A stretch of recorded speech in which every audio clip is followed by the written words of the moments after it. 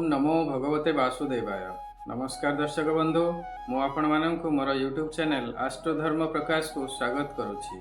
18 मे 2025 रे राहु मीन राशि कुंभ राशि को चलन करिवे। दीर्घ 18 वर्ष परे पुणी निज मूल त्रिकोण राशि कुंभ राशि रे अवस्थान करिवे।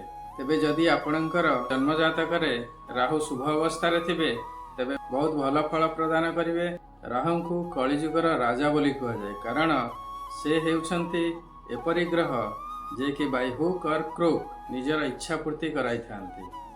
राहु छाया ग्रह हेले मध्य तांको पाखरे अपार शक्ति अछि, जे कि जेकोसी व्यक्तिर जीवनर दशा एवं दिशा परिवर्तन करिवारे सामर्थ्य रखंती। वर्तमान पर्यंत 18 मास हेब राहु राशिचक्रर द्वादश स्थान रे अवस्थान करथिले। सेही स्थान हेउछि बृहस्पति स्थान। तेणु राहु लास्ट 1.5 वर्ष हब भल फल प्रदान करू नथिले। राहु एभली एक ग्रह जे कि जेउ भावरे जेउ ग्रहंक सहित बा जेउ ग्रहंक गृह रे अवस्थान करिथांती सेही भाव बा सेही ग्रहंकर भाव को बढ़ाई देइथांती। राहु हेउछंती छाया ग्रह, अर्थात फिजिकली नाहंती, किंतु आमे तांकर प्रभाव को आमे तांकर प्रेजेंस को फील करि परिबा, आमे तांको एक्सपीरियंस करि परिबा। राहु हेउछंती आर्टिफिशियल इंटेलिजेंस, इन्फॉर्मेशन वारफेयर, कूटनीति, रणनीति, नेटवर्किंग, मायाजाल। मु पूर्वर कहिछि राहु जेउ भावरे बा जेउ ग्रहंक सहित उपस्थित हेबे सेही भाव बा सेही ग्रहंकर क्यारेक्टर को बा तांको प्रभाव को बढ़ाई देई थांती। आसंतो एठी गोटे एग्जांपल आमे नेबा। 29 मार्च रे शनिदेव मीन राशि को चलन कले। शनि एवं राहुंकर पिशाच जोग हला।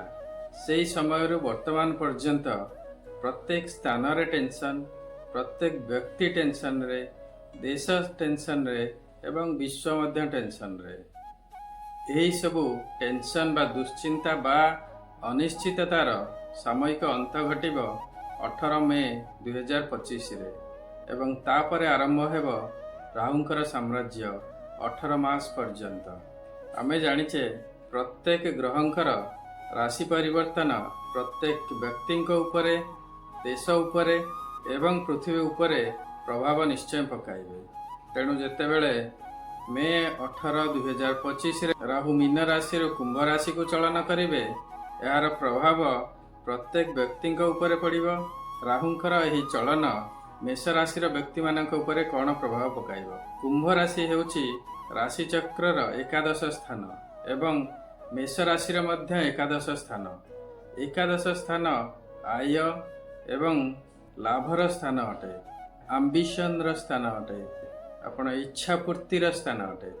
राहु एक्चुअली स्मार्ट वर्क करंती, ब्रेन रो मैक्सिमम यूटिलाइजेशन करंती। आपण रिसर्च करिवे, आपण स्मार्ट प्लानिंग करिवे एवं आपणकर डिजायर बा इच्छार फुलफिलमेंट करिवे। राहु एकादश स्थान रे अवस्थान कले आपण जेउ लाइन रे थिबे बा जेउ बिजनेस करुथिबे ताठार किछि अलगा करिवे एवं अन्य किछि स्थान रु अन्य किछि लाइन रु आपणकर व्यापार पाई कि ऑफर आसीबो।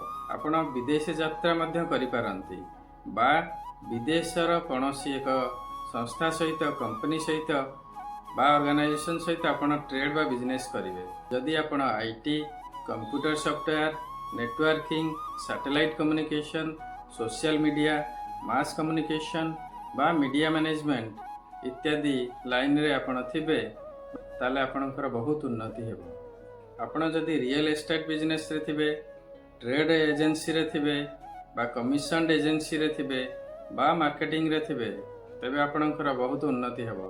एकादश राहु वाणिज्य व्यवसाय रे उन्नति करिवे। अननोन बा अनएक्सपेक्टेड सोर्स रु धन प्राप्ति कराइबे। आपण जे लाइन रे बा प्रोफेशन रे थिबे तार गोटे अन्य दिगरु आपणको एक्स्ट्रा इनकम बा अपॉर्चुनिटी मिलिबो। आपणकर प्रेजेंट प्रोफेशन मध्य चेंज होई पारे। आपण जे दिग को बा प्रोफेशन विषय रे भाबी नथिबे से प्रोफेशन को जिबे एवं सक्सेसफुली सेठारे कार्य करिवे एवं धन प्राप्ति करिवे। आपणकर वैवाहिक जीवन मध्य सुमधुर हेबो। जदि आपण पार्टनरशिप रे बिजनेस करूथांती तेबे पार्टनर मानक सहित ମଧ୍ୟ ଆପଣଙ୍କର ଅଣ୍ଡରଷ୍ଟାଣ୍ଡିଂ ଭଲ ରହିବ ଏବଂ ବିଜନେସରେ ମଧ୍ୟ ଉନ୍ନତି ହେବ। ମେଷ ରାଶିର ଅଧିପତି ଗ୍ରହ ହେଉଛନ୍ତି ମଙ୍ଗଳ। ବାଇ ନେଚର ମେଷ ରାଶିର ବ୍ୟକ୍ତିମାନେ ଟିକେ ଆଗ୍ରେସିଭ୍ ଥାଆନ୍ତି। ପ୍ରତ୍ୟେକ କାର୍ଯ୍ୟ କରିବା ପାଇଁ କି ସର୍ବଦା ଆଗଭର ଥାଆନ୍ତି। କଥାବାର୍ତ୍ତାରେ ମଧ୍ୟ ଆଗ୍ରେସିଭ୍ ଥାଆନ୍ତି। ତେଣୁ ନିଜର ବାଣୀ ଏବଂ ବ୍ୟବହାର ଉପରେ ଟିକେ କଣ୍ଟ୍ରୋଲ ରଖିବେ, ନଚେତ୍ ଆପଣ ନିଜ ବଚନ ଏବଂ ବ୍ୟବହାର ଦ୍ୱାରା ନିଜର କ୍ଷତି କରିବେ। ଏକାଦଶ ରାହୁ ଆପଣଙ୍କୁ ଅନକନଭେନ୍ସନାଲ ୱେରେ ଅଚାନକ ଅନ୍ୟ ବାଟରେ ବା ଅନ୍ୟ କିଛି ସୋର୍ସରୁ ଅର୍ଥ ପ୍ରାପ୍ତି କରାଇବେ। ଏମିତି ନୁହେଁ ଯେ ଆପଣ ଯେଉଁ ପ୍ରଫେସନରେ ବା ଯେଉଁ ବିଜନେସରେ ଥିବେ ତାହା ଚେଞ୍ଜ ହୋଇଯିବ, ନା, ସେଥିରେ ବି ଆପଣ ଉନ୍ନତି କରିବେ। ବରଂ ସ୍ମାର୍ଟ ୱାର୍କ କରି ଆପଣ ଅଧିକ ଲାଭ କରିବେ। ତାହା ସହିତ ଅଦର ରିସୋର୍ସରୁ ଆପଣଙ୍କର ଇନକମ୍ ହେବ। ମୁଁ ଏଇଠାରେ କହିଦେବାକୁ ଚାହେଁ ଯେ ଆସନ୍ତା 18 ମାସ ଯେତେବେଳେ ରାହୁ ଆପଣଙ୍କର ଏକାଦଶ ସ୍ଥାନରେ ଥିବେ, ସେତେବେଳେ ବୃହସ୍ପତି ଅତିଚାରୀ ଅବସ୍ଥାରେ ଆପଣଙ୍କର ତୃତୀୟ ଏବଂ ଚତୁର୍ଥ ସ୍ଥାନରେ ଦୁଇ ଥର ଗୋଚର କରିବେ। ତେଣୁ ବୃହସ୍ପତିଙ୍କ ଠାରୁ ଏତେ ଲାଭ ମିଳିବାର ସମ୍ଭାବନା ନାହିଁ। କେତୁ ଆପଣଙ୍କର ପଞ୍ଚମ ସ୍ଥାନକୁ ଗୋଚର କରୁଛନ୍ତି, ଯାହାକି ବିଦ୍ୟା, ସନ୍ତାନ ଏବଂ ଲଭ୍ ରିଲେସନସିପ୍ର ସ୍ଥାନ। କେତୁ ହେଉଛନ୍ତି ହେଡଲେସ୍ ଗ୍ରହ। ମାନସିକ ଟେନସନ୍ ବା ଷ୍ଟ୍ରେସ୍ ଦେବେ ଏବଂ ଲଭ୍ ରିଲେସନସିପ୍ରେ ମନମାଳିନ୍ୟ ଦେଖାଦେବ। ତେଣୁ ଓଭରଅଲ୍ ଟେନସନ୍ ରହିବ। ଆପଣଙ୍କର ବଚନ ଏବଂ ବ୍ୟବହାର ଉପରେ କଣ୍ଟ୍ରୋଲ ରଖିବାକୁ ଚେଷ୍ଟା କରିବେ। ଶନି ମଧ୍ୟ ଆପଣଙ୍କର ଦ୍ୱାଦଶ ସ୍ଥାନରେ ଅଛନ୍ତି। ଏହା ହେଉଛି ଶନିଙ୍କର 7.5ର ପ୍ରଥମ ଚରଣ। ଶରୀର ପୀଡ଼ା, ସ୍ୱାସ୍ଥ୍ୟ ଖରାପ ରହିବ, ମାନସିକ ଚିନ୍ତାରେ ରହିବେ, ଭାଇ ଭଗାରୀ ହେବ, ବିଭିନ୍ନ କାର୍ଯ୍ୟରେ ବିଳମ୍ବ ହେବ। ମାତ୍ର ଏକାଦଶ ରାହୁ ଆପଣଙ୍କୁ ସ୍ମାର୍ଟ କରାଇବେ ଏବଂ ସର୍ଟକଟ୍ରେ ଅର୍ଥ ପ୍ରାପ୍ତି କରାଇବେ। ବ୍ୟାପାର ବାଣିଜ୍ୟରେ ଲାଭ କରାଇବେ, କାରଣ ଆପଣଙ୍କର ଏକାଦଶ ସ୍ଥାନର ଅଧିପତି ହେଉଛନ୍ତି ଶନି ଏବଂ ଏହି ସ୍ଥାନରେ ରାହୁ ରହୁଛନ୍ତି।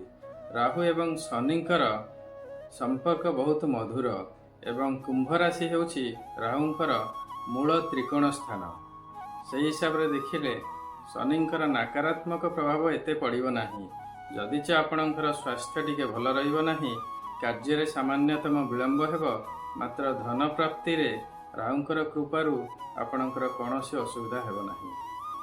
ସର୍ବଶେଷରେ ଆପଣଙ୍କର ଆସନ୍ତା 18 ମାସ ରାହୁଙ୍କର କୃପାରୁ ଧନ ପ୍ରାପ୍ତି ତ ଅଛି, ମାତ୍ର ଶନି ଏବଂ ଗୁରୁଙ୍କର ସ୍ଥିତି ଶୁଭ ନାହିଁ। ତେଣୁ ଆପଣ ଶନି ଏବଂ ବୃହସ୍ପତିଙ୍କର ପ୍ରତିକାର ନିଶ୍ଚୟ କରିବେ। ଶୁଭଫଳ ନିଶ୍ଚୟ ପ୍ରାପ୍ତି ହେବ। ଶନିଦେବଙ୍କର କୃପା ପ୍ରାପ୍ତି ପାଇଁ ଆପଣ ପ୍ରତ୍ୟେକ ଦିନ ଗୋଟିଏ ମାଳା ଓମ୍ ସମ୍ ଶନିଶ୍ଚରାୟ ନମଃ ଜପ କରନ୍ତୁ। ପ୍ରତ୍ୟେକ ଶନିବାର ଶନି ମନ୍ଦିର ଯାଆନ୍ତୁ ଏବଂ ସୋରିଷ ତେଲରେ ଗୋଟିଏ ଦୀପ ଦାନ କରନ୍ତୁ। କାଉ ଏବଂ ବୁଲା କୁକୁରମାନଙ୍କୁ ଖାଇବାକୁ ଦିଅନ୍ତୁ ଏବଂ ଦରିଦ୍ର କର୍ମଜୀବୀମାନଙ୍କୁ ଖାଦ୍ୟ ଏବଂ ବସ୍ତ୍ର ପ୍ରଦାନ କରନ୍ତୁ। ପ୍ରତ୍ୟେକ ମଙ୍ଗଳବାର ଆପଣ ହନୁମାନ ମନ୍ଦିର ଯାଆନ୍ତୁ ଏବଂ ପ୍ରତ୍ୟେକ ଦିନ ହନୁମାନ ଚାଳିଶା କମ୍ ସେ କମ୍ ଥରେ ପାଠ କରନ୍ତୁ। ଗୁରୁଦେବ ବୃହସ୍ପତିଙ୍କର କୃପା ଲାଭ ପାଇଁ ଆପଣ ଯଦି ଗୁରୁ ଦୀକ୍ଷା ନେଇଥାନ୍ତି, ତେବେ ଗୁରୁଙ୍କର ମନ୍ତ୍ର ଜପ କରନ୍ତୁ ଅଥବା ପ୍ରତ୍ୟେକ ଦିନ ବୃହସ୍ପତିଙ୍କର ବୀଜ ମନ୍ତ୍ର ଓಂ ଗ୍ରାଂ ଗ୍ରୀଂ ଗ୍ରୌଂ ସହ ଗୁରବେ ନମଃ ଜପ କରନ୍ତୁ। ଆପଣଙ୍କର ଇଷ୍ଟ ଦେବତା ହନୁମାନ ହୁଅନ୍ତୁ, କୃଷ୍ଣ ହୁଅନ୍ତୁ, ରାମଚନ୍ଦ୍ର ହୁଅନ୍ତୁ, ଜଗନ୍ନାଥ ହୁଅନ୍ତୁ ବା ଗଣେଶ ହୁଅନ୍ତୁ ବା ମହାଦେବ ହୁଅନ୍ତୁ, ସେମାନଙ୍କୁ ପ୍ରତ୍ୟେକ ଦିନ ଶ୍ରଦ୍ଧାପୂର୍ବକ ପୂଜା କରନ୍ତୁ। ଆପଣଙ୍କର କୁଳ ପୁରୋହିତ ବା ବ୍ରାହ୍ମଣଙ୍କ ସହିତ ସମ୍ପର୍କ ଭଲ ରଖନ୍ତୁ। ଗୁରୁଜନ ପିତାମାତାଙ୍କର ସେବା କରନ୍ତୁ। ସମୟ ନିଶ୍ଚୟ ଭଲରେ ଯିବ। ପ୍ରତ୍ୟେକ ଦିନ ସକାଳୁ ସ୍ନାନ କରି ସୂର୍ଯ୍ୟଙ୍କୁ ଗାୟତ୍ରୀ ମନ୍ତ୍ରରେ ଜଳଦାନ କରନ୍ତୁ। ପ୍ରତ୍ୟେକ ଦିନ କମ୍ ସେ କମ୍ ଗୋଟିଏ ମାଳା ଓಂ ନମ ଶିବାୟ ଜପ କରନ୍ତୁ। ସୋମବାର ଦିନ ଶିବ ମନ୍ଦିର ଯାଆନ୍ତୁ, ଶିବଙ୍କୁ ଜଳଦାନ କରନ୍ତୁ। ଖରାପ ବ୍ୟକ୍ତି, ଖରାପ ସ୍ଥାନ ଠାରୁ ନିଜକୁ ଦୂରରେ ରଖନ୍ତୁ। ସମସ୍ତ ପ୍ରକାର ନିଶାଦ୍ରବ୍ୟ ଠାରୁ ନିଜକୁ ଦୂରରେ ରଖନ୍ତୁ। ପ୍ରତ୍ୟେକ ଦିନ କିଛି ସମୟ ଯୋଗ ଏବଂ ପ୍ରାଣାୟାମ ଇତ୍ୟାଦି କରିବା ପାଇଁ ଚେଷ୍ଟା କରନ୍ତୁ। ଆଶା କରୁଛି ଏହି ସମୟ ଆପଣଙ୍କର ବହୁତ ଭଲରେ ଯିବ। ଏହି ଭିଡ଼ିଓଟି ଆପଣଙ୍କୁ କିପରି ଲାଗିଲା ନିଶ୍ଚୟ ଆପଣଙ୍କର ମତ କମେଣ୍ଟ ସେକ୍ସନରେ ଦେବେ। ଆଶା କରୁଛି ଏହି ଭିଡ଼ିଓ ଆପଣଙ୍କୁ ଭଲ ଲାଗିଥିବ। ଯଦି ଭଲ ଲାଗିଛି ଲାଇକ୍ କରିବେ ଏବଂ ସେୟାର କରିବେ। ଏପର୍ଯ୍ୟନ୍ତ ଯଦି ମୋର ଚ୍ୟାନେଲକୁ ଆପଣ ସବସ୍କ୍ରାଇବ୍ କରିନାହାନ୍ତି, ତାହେଲେ ସବସ୍କ୍ରାଇବ୍ ନିଶ୍ଚୟ କରିବେ। सर्वे भवन्तु सुखिनः, सर्वे सन्तु निरामया, सर्वे भद्राणि पश्यन्तु, मा कश्चित् दुःखभाग् भवेत्। नमस्कार।